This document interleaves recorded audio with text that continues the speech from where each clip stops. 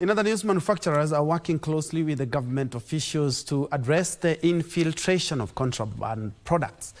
Mabati Rolling Mills CEO Dipti Mohanti says as part of the efforts, local manufacturers are stepping up sensitization of customers on how to distinguish genuine products from counterfeits. It is estimated that counterfeits cost Kenya 100 billion shillings annually, in addition to eroding customer trust, being a health and safety risk to consumers. We feel that this area, which is the Kama case and the neighboring area, is upcoming areas in terms of development work and construction work that is happening. And it's extremely important for us to explain to the customer what is a good product, what is a right product, how they can differentiate, to help them in the buying process, and how they can differentiate between a good quality product versus a fake, bad quality, substandard product.